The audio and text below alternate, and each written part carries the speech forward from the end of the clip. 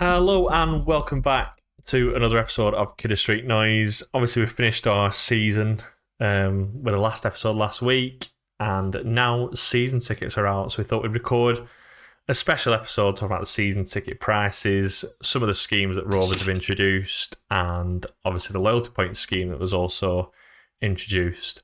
So for today's episode, Lewis isn't here working on the Premier League darts at the O2, so he won't be with us for this episode. So instead, I have got Duncan Miller from We Are the Rovers.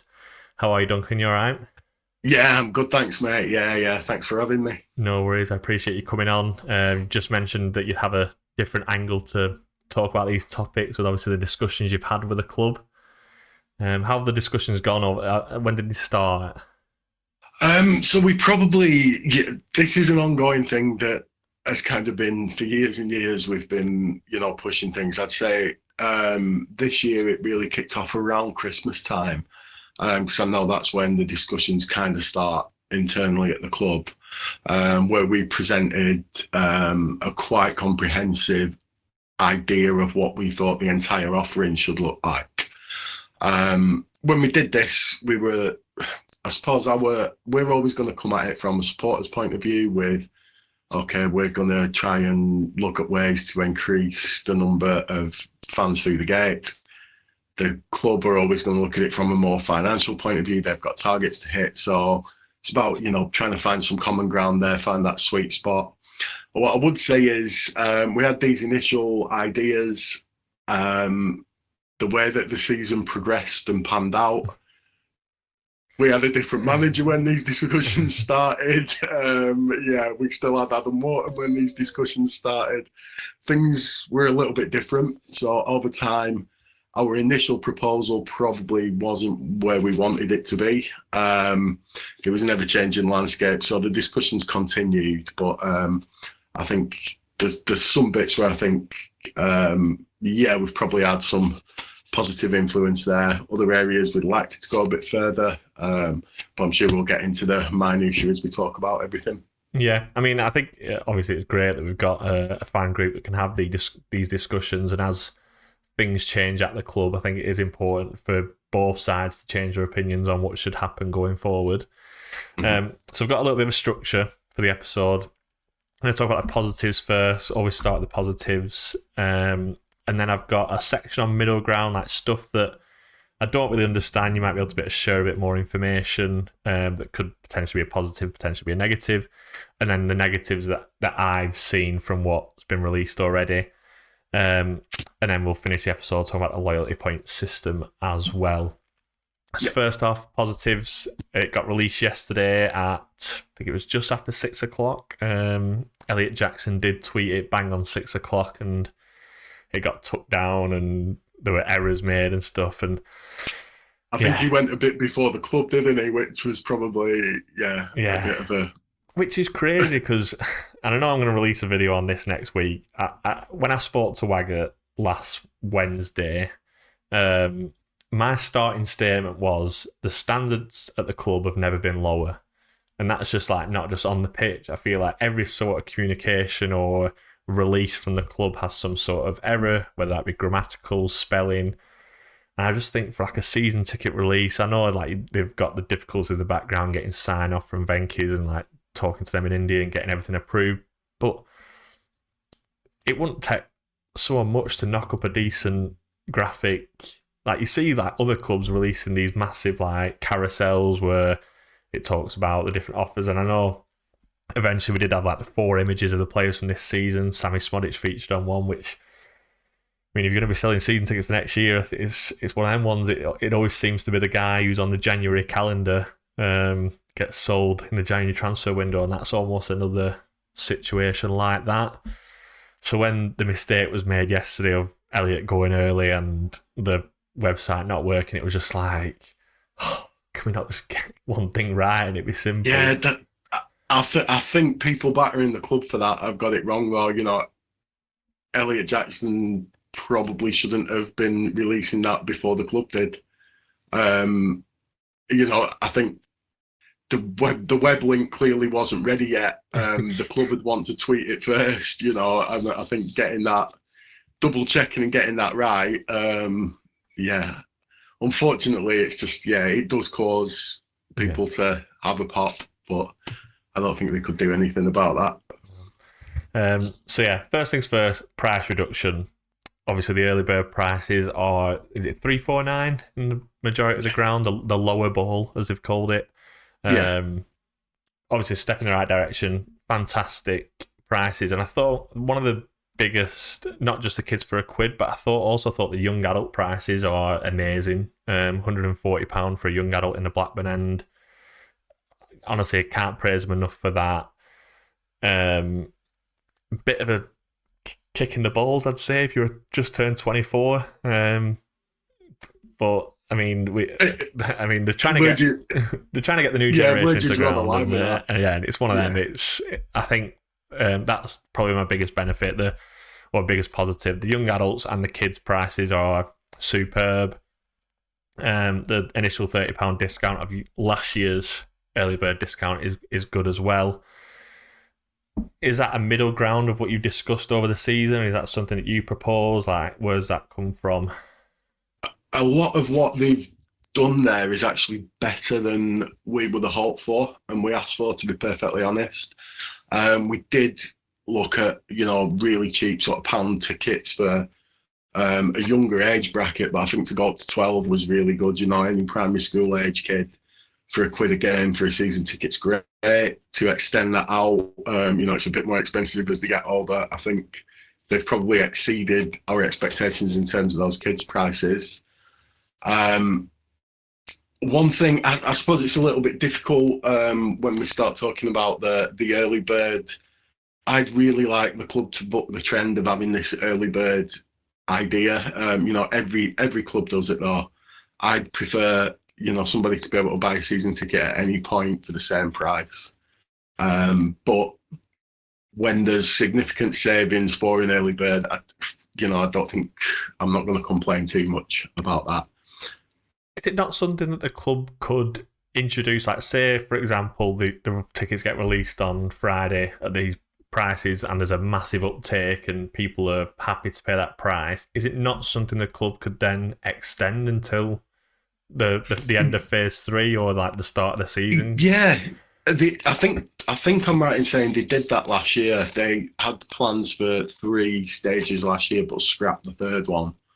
For I can't remember what the reasoning was. Something happened, something came along, but they scrapped that third increase. And yeah, they can always do that. I think we'll always champion the cause that what about the people who can't commit now. If somebody's out of work, they find a job in July. I'd like somebody to be able to buy a season ticket in September, 5 matches into the season or whatever it is at a pro rata basis, so they're not losing out. Long term, and that's something that's probably would have to be brought in long term, but it's something we'll keep banging the drum for. Yes, the price does jump up as as time goes on and the stages move through, but I think when there's a really good offer in the first stage, I think it's difficult to then complain too much about the prices after that. Yeah. I know that V12 isn't great. People have asked us why can't Rovers set up their own finance system, because it's regulated. It's a regulated industry, and Rovers haven't got a license to be able to do that. So it needs to be a specific finance company that's regulated by the Financial Conduct Authority that does that. But there are, ways and means that the club are trying to do that. If tickets had come out a bit earlier, it might have been helpful.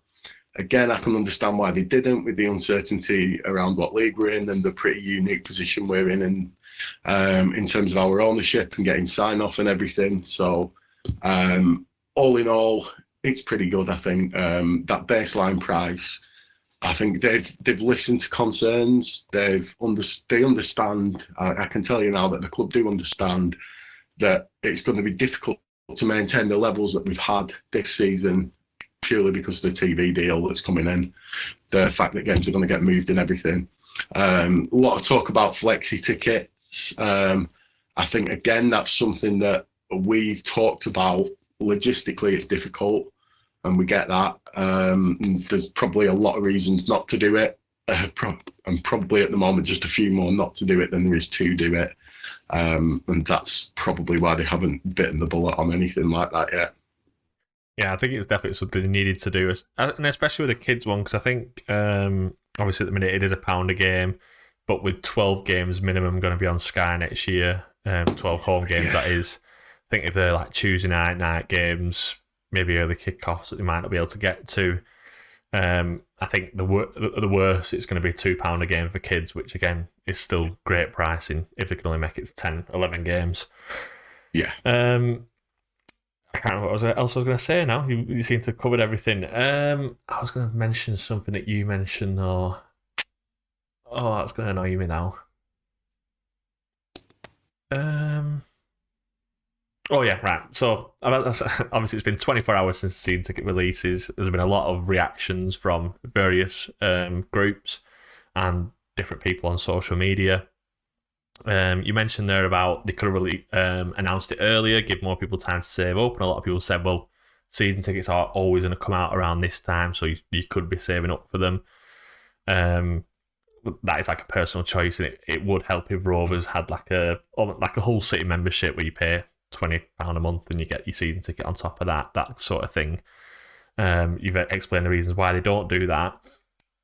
Over a summer when you've got... So obviously you'll have May payday, June payday, July payday. Would it not be better to do like a flexi payment system so that you're almost paid for your season ticket? Is that not something they could do? Because I know like £350 over one payday is a lot of money for someone, especially if they're buying like mum, dad and 2 kids. I know the kids' prices are cheap, but you're still talking £700 over one payday.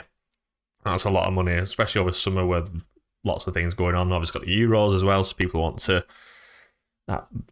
want to celebrate that in whichever way they choose to do. I felt like having that 3 installment kind of thing would be great. And I know you mentioned V12. The problem with V12 for me is I know it's interest free, but it's that arrangement fee. Like even if you wanted to pay 2 payments of 200 quid to get it cleared, you're still paying the £40 fee on top, and it's almost like, well, it's pointless doing that. I might as well just pay my £40 a month, and I know a lot of people will probably want to get it paid and cleared off sooner, but there is no benefit to doing that, if you know what I mean. Is that not something we could approach in future seasons? Again, it's difficult with the finance aspect of it and the club holding your money without giving you a product. There might be ways around it. The club can't provide their own credit facility.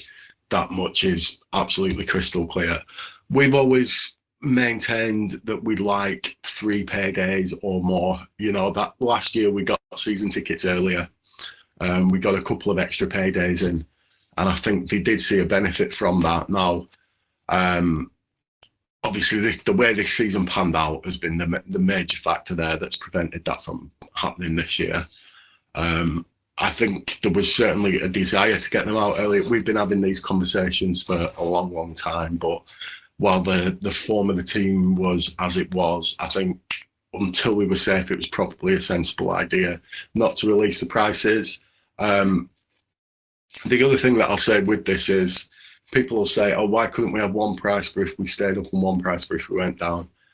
I'm guessing here, but I think when the club have to go to India for sign-off, to ask them to sign off 2 different things would then become a case of, well, why don't we just go with one? Yeah. I think a lot of the figures you're presenting are hypothetical at that point, aren't they? Like, you'll spend this much absolutely. in week 1, and that is difficult. So, middle ground stuff now. The Riverside offer is... The pricing for it is great. The £300 introductory offer for the first 300 people that buy, and it's kids for free, I believe, in all phases for Riverside as well. Why is it only 300? Okay, so I'll tell you exactly what we pitched around the Riverside as we talked for a long time about having introductory pricing, prices that do not price people out of football. People who can't afford £400.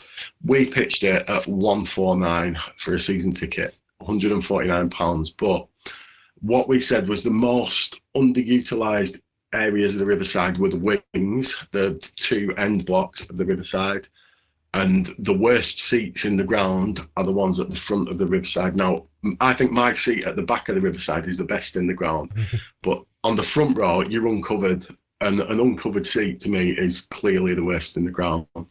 So we pushed for the uncovered seats and the wings, which was, let's say, 1,000 seats there. It's probably less than that. It's probably about 800 or something like that. But we pushed for them to be £149 for a season ticket. That'd be pretty much standard across all the age brackets as well. You know, it'd be, if you're a senior, it'd still be £149. Young adult, still £149. Just with the idea of getting more people in. Now, the club were a bit reluctant with this. They thought that we run the risk of people basically moving from their existing seats to fill those seats. I don't think that'd happen. You might get, you know, if you sat 2 seats away from a seat that's going to be a couple of £100 cheaper, then yeah, you might move. But I wouldn't be moving from my central Riverside seat. I doubt anybody really would be moving from the Blackburn end to the wings of the Riverside. So we had quite a lot of discussion around this, but that was their concern, that they were going to cannibalise their existing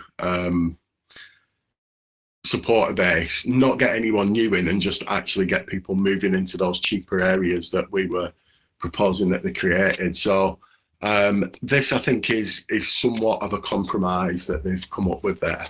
For me, it's maybe a little bit, it's quite gimmicky, but I think it's quite imaginative in the same way. I see a lot of people saying, why don't they just make it £300 everywhere in the Riverside and not just do the first 300? And I understand that point of view.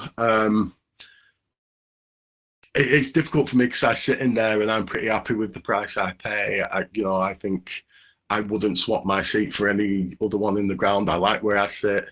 Other people think the facilities aren't up to scratch as other areas in the ground. It is underpopulated in certain areas, but it's not the only area. The most underpopulated area in terms of season tickets are actually the wings of the Jack Walker Upper. So the very outer bits of the Jack Walker Upper are the most sparsely populated areas of the stadium in terms of season tickets. But it would have been nice, I think, if it was targeted a bit more on getting new people in. I think there might be a few take up the gamble, which I suppose it is really for the sake of saving £50 or so. But yeah, I think anything that helps get new fans into the ground is going to be good, but we'd like it to go a little bit further, and that's probably something that we'll push again next year, a true entry-level pricing point. And I think if this concept works and if there's a bit of take-up from it, then we might see more positive strides next year with it. Yeah, I think probably leads you on to the next question. If the 300 get taken up Friday morning this weekend, is there any chance of extension? Like, I think with the kids for free thing, I can easily see families of 4 moving to that area just to. I've always said the Riverside is perfect for kids because they've got the area at the front. Kids, like you basically force them to sit on their hands sometimes, especially over the last couple, especially towards the end of last season. It was quite difficult for the adults to watch, never mind the kids. But they've got that area to run around in. And I just feel like it's a good family area. I know, as you said, the facilities aren't up to scratch, but the facilities in the Riverside aren't as bad as some facilities in the Championship. So it's not completely agree. It's not like you're going back to. It's not like you're sat in Chernobyl, is it? Like exactly, you can get the same food you can get everywhere else in the ground. The toilets are as good as any of the others in the ground. I don't know if I'm missing the hot tubs that are in the Blackburn end, but yeah, I don't really get that argument myself. Yeah. So yeah, I'm just hoping that if there is a good take for that offer, that they could potentially extend it, and hopefully the Riverside will be more populated next season. I know. I think Dom Hyam was one that mentioned it earlier in the season that coming out to the Riverside is quite difficult for the players, and I think the club need to get behind that to populate and make it better both on and off the field. Yeah, and I mean that's one of the reasons that was one of the arguments we made in saying, the front rows, have them running out towards a packed out front few rows. The other argument that you heard about that was, oh well, what if people just move seats? What if they don't sit in it? Well, while we've got enough seats for everyone to have 3 or 4, it doesn't really matter, does it? No, definitely not. So yeah, that's the middle ground stuff I didn't really understand, but if they do make changes towards it, it can quickly turn into a positive. Negatives, I've already mentioned one, the V12 finance company, £39 fee. It just, I think for just one payday, that's the thing that it kills you, or it kills a lot of fans. I mean, if they just even extend it to the first weekend in July, you're at least giving like another payday, another chance for people to get the funds together to get the season tickets. The one times, like you get the 20% off store voucher, but it excludes Macron. Now, I've not been in the Rover store. Well, I have been in the Rover store for tickets this season, something that we'll talk about on the next point. But apart from the Macron stuff, what is worth getting 20% off of at the Rovers store? As someone who's not really a kit buyer, the retro range would be what I'd be going for, really. Yeah, to me, the bigger issue there would be I've actually spent several £100 in the club shop this year for the first time in a long time. It's, I don't usually buy club merchandise, but when we've done fan takeovers and things like that, we've actually spent a bit. When I've gone in, I haven't been able to use my discount. It's an online only discount, which was frustrating. So I think there's work to do on that platform, that point of sale platform, just to tidy that up a bit. I think in terms of the range, does seem to be improving with what they've got in the club shop all the time. There's always seems to it's rotating a bit better now as well. There's always new things when you do go in and have a look. I suppose, yeah, always going to be something that people will find and want to buy. Not always my cup of tea, but then again, yeah, it tastes differ, don't they, for different people? Yeah.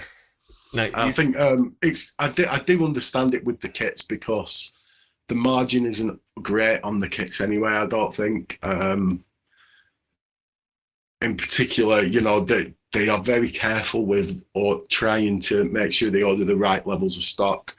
In an ideal world, they would sell every single piece of kit, have nothing left over, and have nobody else want, and completely satisfy the demand. But it's a really fine balancing act, and they have to get as close to that as possible. I think they've increased the number of shirts they've ordered this year by quite a significant amount, so we didn't have the issues like last year where people weren't able to buy their kids a kit for Christmas. So I think they've managed to get over that hurdle. I don't know how much is left. If there's a lot left, it's going to be problematic. If there's a bit left, that's, part of the course, that's what's going to happen. But I think they've got the levels a little bit better with it. But if everybody was getting 20% off a shirt, it'd probably be quite significant in terms of, the margins on a kit aren't that great. I mean, you said there, like, if there's lots left over at the end, it can be quite problematic. I put a thread on the Kidder Street No Use Twitter this week about other clubs, like reducing the shirt prices towards the end of the season. There was Bolton in there, Preston in there. Preston shirts £18, which is like £10 cheaper than our home shorts at the minute. Leeds, Southampton both heading to Wembley, £20 shirts, all 3 kits. If you put all 3 kits at £20, if you had loads left over at the end of the season, I'm sure it wouldn't take long to get them snapped up. No, but if you've got that many left, you've got your ordering wrong because they will have paid more than £20 for those shirts. Yeah, that will cost the club more than that. Yeah. So it's recouping money, so you're not losing a lot. But ideally, I suppose the absolute ideal is that at the end of the season you sell the last shirt at full price, Yeah, and everybody's got one who wants one. yeah, yeah. Um, Going back to the Rovers store now. I'm not 100% sure on this point I'm going to make now. I don't know whether it's just for season tickets, but they mentioned a £2 fee if they're booking online and a £10 fee if you're going over the phone or in store. Is that for just season tickets or is that throughout the season? The £10 is purely for season tickets. Right. And it's £10 per transaction. So if you buy in one season ticket, it's a tenner. If you buy in 12, it's a tenner. So it's done on a transactional basis. I think there was, I can't remember off the top of my head. I think there is a booking fee for match by match tickets as well, but I think I don't really want to quote it, possibly £2. I'll have to have a look and check that. Yeah, just because the point I was going to make is if there was a £10 fee, you're booking in, like buying in person and going down to the Rovers store and stuff like that, would it not be better to offer some sort of, if you spend so much in the Rovers store, like, because realistically, who's going out the way to the Rovers store without buying tickets? You're not just going for a browse because there's not much else in the Ewood area. I kind of understand, like, we used to have the Rovers store in town, like, you buy your ticket, you might be able to buy your tickets in there or merchandise. Surely you're not going to, unless when the kits get released, you're not just nipping in the Rovers store just for a quick browse around the store. So I thought it might be better to offer, if you spend so much in store, your £10 fee gets waived. Yeah, waived for tickets. Yeah. And then I think, obviously, knowing that it's just for season tickets, and although it is disappointing to have it for people that might not be able to work the online system, we know it's been difficult in the past. I think for just a one-off, it's not too much of a negative. The last one for me, early bird ends just before the fixture release. I think it's only, from what I've heard, I think it's only 4 days or 5 days after the fixture release that we'll know the Sky schedule up until January 1st. So I don't know. I think it's just in pretty bad taste to end that phase one just before that. Do you not think? My thoughts on that is it's been pretty well publicised that we're going to have a lot of games on the telly at this point, and we are going to have games moved. I think the fixture list, when it comes out, is going to be, you're basically going to have a rough order of the games order of the games that they're going to come in. That's it. I don't know how many of the dates and times are going to be. You know, it may as well just do sort of game week 1, game week 2, game week 3, rather than give, any dates for it when it first comes out, I think. Yeah. So, yeah, I think it's been pretty well publicised. We're going to have plenty of weeks where games are moved. I don't, I suppose the only thing I can see is, you're not going to know specifically who we've got on Boxing Day or who we've got on opening game or anything, opening day or anything like that. But yeah, I just think it's the nature of the beast. It's what it is. Is Boxing Day not one of the ones where they show all of them? I know there's think so. So it's opening day, last day, Boxing Day, and I think is it Easter Monday as well? Yeah, or New Year's Day or something like that, wasn't it? Yeah. I mean, I think my ire here would be directed at Sky TV rather than the clubs, which you're in the ground quite often. And I think I don't really, I've seen people say today, it's better value to stay at home and watch it for free. Sky package is free, are they? Because I didn't know that. It's they're incriminating themselves if they say that. If people are going to stay at home and watch, it's a totally different experience watching football, isn't it? I mean, for me, no substitute for live football, I don't think. Yeah, exactly. Watching it on the telly's and backup, I suppose. And if people are making that conscious decision, I think that's, there's work to do there to, probably more for me in terms of, okay, how do we generate an atmosphere? How do we make every game at Eagle Park an event that people want to turn up to? not just another game to go and watch. It should be right. Okay, let's go down to Ewood. Let's experience the day. Let's do football as it should be done rather than watching it on telly. And I think that's aside from season ticket prices. That's a more longer term strategy that they need to look at and implement. Yeah, and I just to go back to like Sky being affordable and stuff like that, I think with previous season ticket prices, it probably was a case of I can't afford to go, so I'm going to watch it on the telly or watch it in the local or whatever. I think with these introductory prices, especially the Riverside prices, it will be a case of what is your preference? Do you prefer to go watch live football? And that's all that, especially me and Lewis have asked for. Just give people a choice or give them more opportunity to have access to football. So yeah, I think one of the ways we've come at that in a similar way is let's remove barriers. You know, if people are saying I can do it cheaper, well, let's get rid of that argument. I know a lot of people say, "Oh, I'm not going to Rovers; it's too expensive." Yeah, they'll go into a pub and watch Sky Sports News all Saturday afternoon and probably have about 7 or 8 pints, which is way more than a match ticket or a season ticket. Yeah, definitely.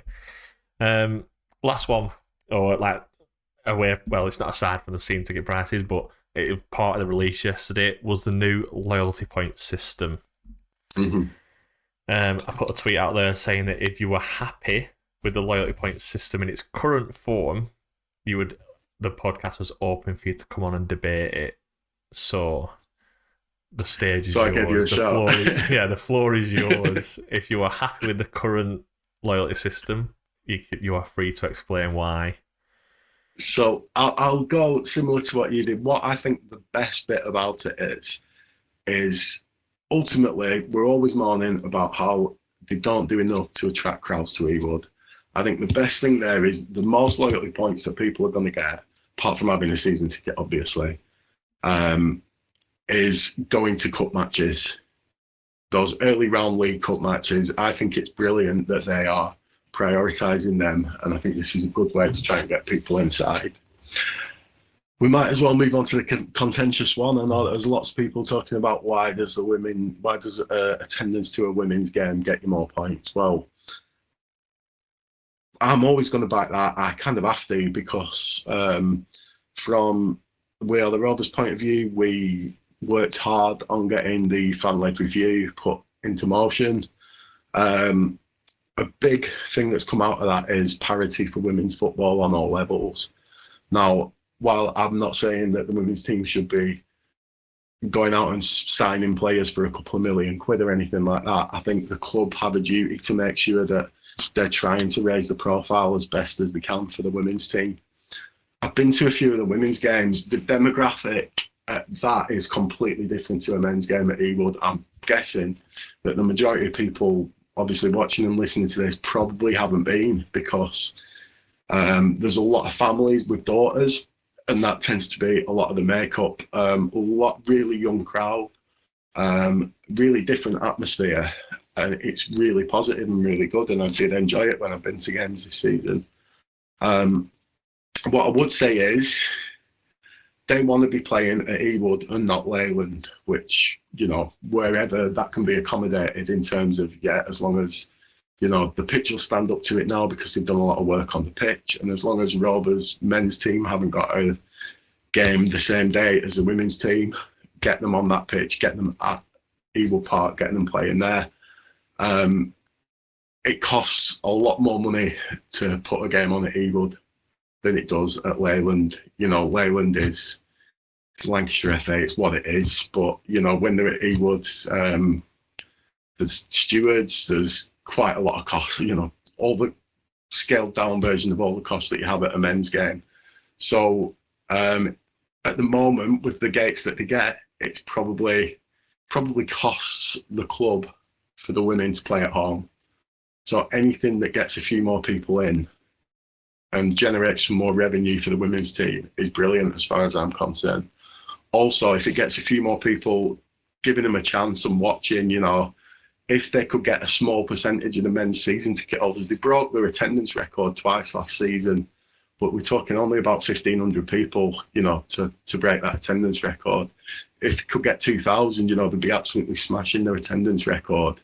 for a couple of games. So if it's helping stimulate the growth of the women's team, that for me is massively positive. And you can make similar arguments for the under-21s games that held at Ewood as well.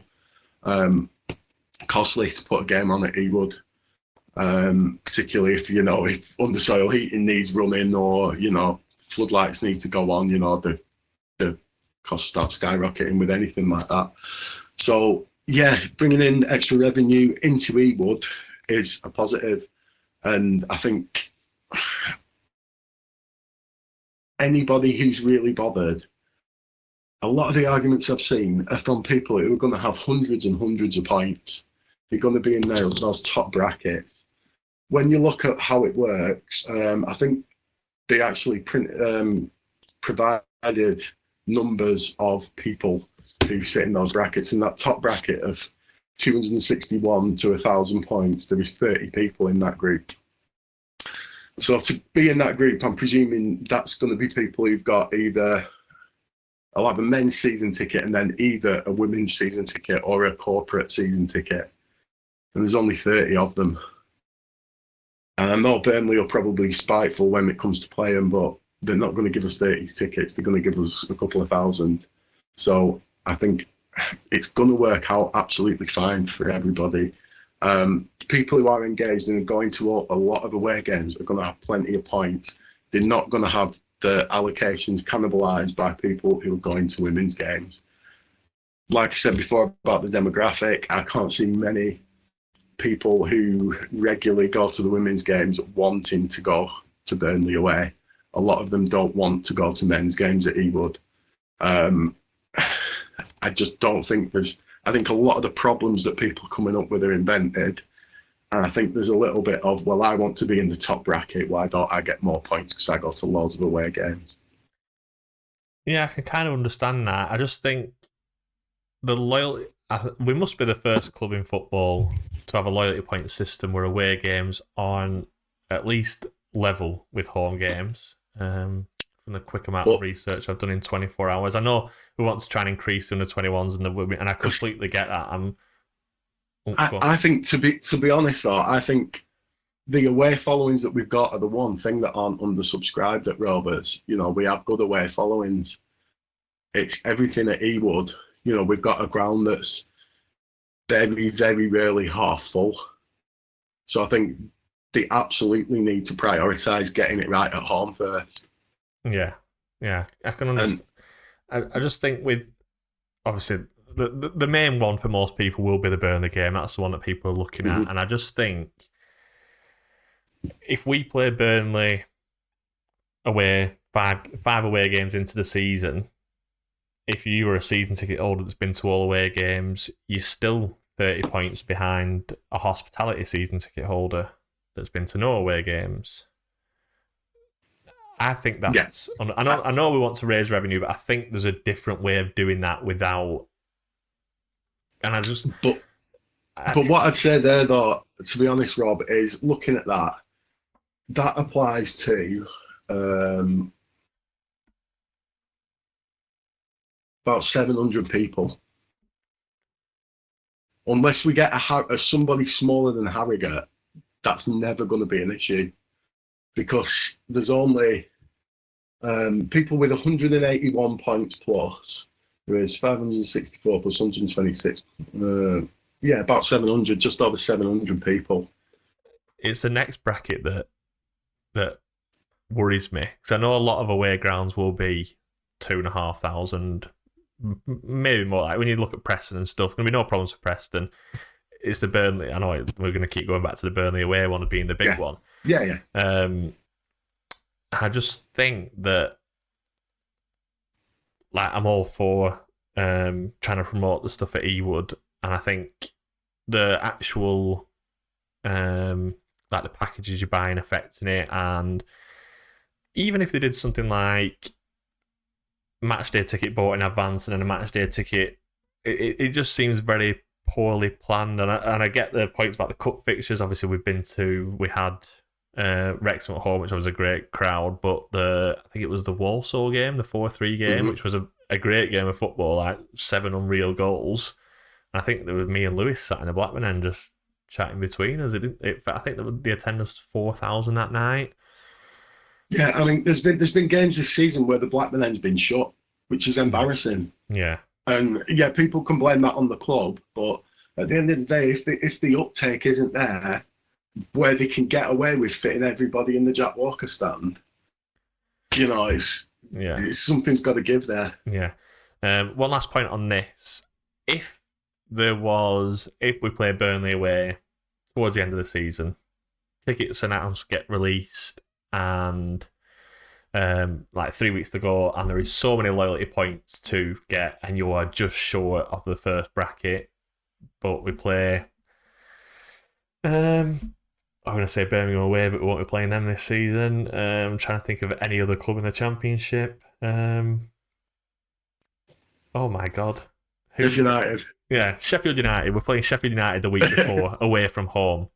But on the Friday night, the under-21s are playing at Leyland, and on the Saturday morning, or Saturday tea time, the women's team are playing at Ewood.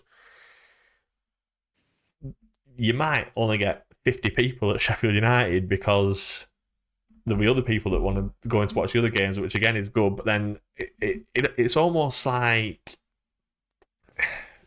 which side of your sword do you fall on? It's gonna affect revenue if they don't go and they're gonna go to away games, but it's also gonna affect away attendances if they want to get points at the hut. And I think it's a great idea. I think it's a great initiative. I just think the execution has been it needs work. I think that's a massive hypothetical there, though, to be honest. Something that we've got clarity on is, the 3 points for an away game is kind of a baseline. Because quite rightly, people have said, well, going to Preston on a Saturday maybe shouldn't get you the same number of points as going to Plymouth on a Thursday. And yeah, I agree with that. And there are, and I suppose I'd be looking at doing it again if it's undersubscribed. Okay, how can we get more people to come to this away game? Let's give them double loyalty points for this game, or boost them up for, this unattractive fixture that's midweek. And that will happen throughout the season.